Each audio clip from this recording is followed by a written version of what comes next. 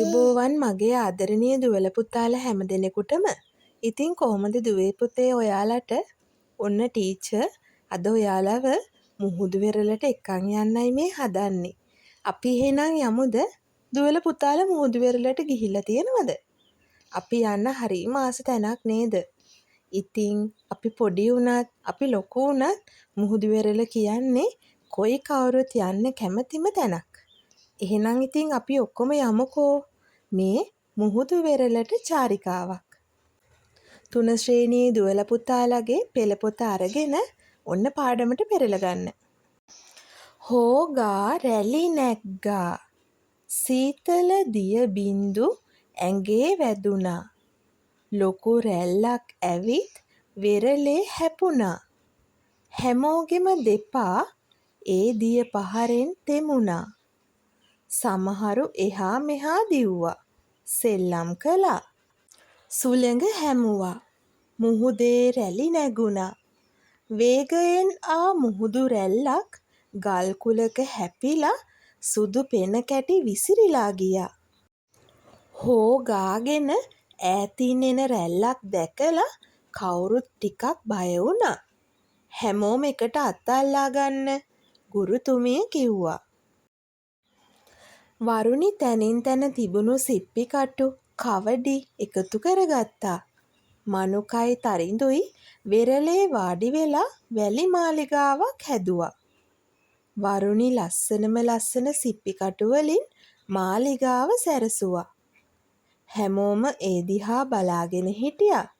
ගුරුතුමිය කැමරාවෙන් පින්තූරයක් ගත්තා. සරුංගලයක් ඈත අහසේ පාවෙනවා. ඒ දිහා බලාගෙන සමහරු විනෝද වුණා. වෙරළ අයිනේ දම්පාට බිම් තඹුරු මල් පිපී තිබුණා. ඒ දිගේ වැවුණු වැටකෙయ్య ගාල වෙරළ ආරක්ෂා කරනවා කියලා ගුරුතුමිය කිව්වා.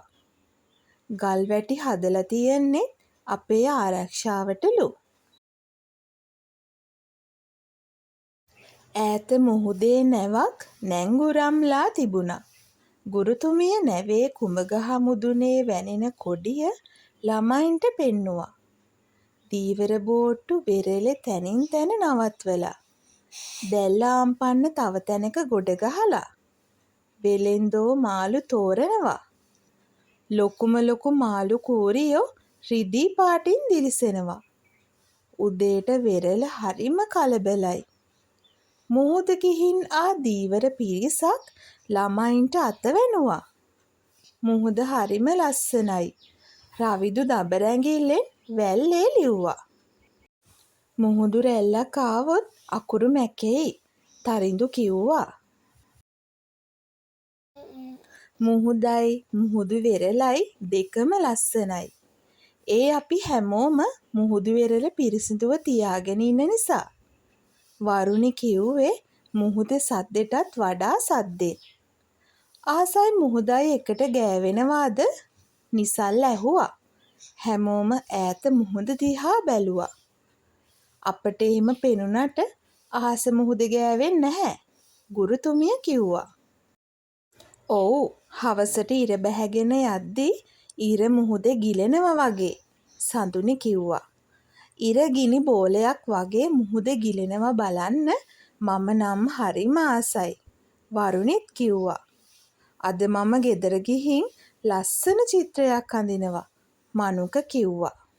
ඉතින් දුවේ පුතේ ඔන්න මුහුදු වෙරළට ගිය අපේ චාරිකාව මෙතනින් අවසන් වෙනවා. දුවල පුතාලත් මුහුදු වෙරළ යන්න ආසයි නේද? දුවල පුතාලා අම්මටයි තාත්තටයි කියලා මුහුදු වෙරළට යන්න. මුහුදු වෙරළ තියෙන ලස්සන ඕගොල්ලෝ රස විඳින්න. මුහුදු රැල්ල පා ගන්න, වැලි මාලිගා හදන්න, මුහුදු වැල්ලේ අකුරු ලියන්න. මේ වගේ ලස්සන ලස්සන දේවල් ගොඩාක් කරන්න පුළුවන්. ඉතින් දුවේ පුතේ මේ නිවාඩු කාලේ ඔයාලා එහෙනම් මුහුදු වෙරළට යන්න ඕනේ. හොඳද?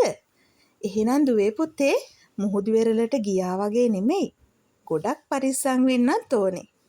ඔන්න එහෙනම් ටීචර් ආයි තවත් අලුත් පාඩමකින් දුවල පුතාලා හැමෝම හම්බ වෙනකන් දුවල පුතාලට ආයුබෝවන්.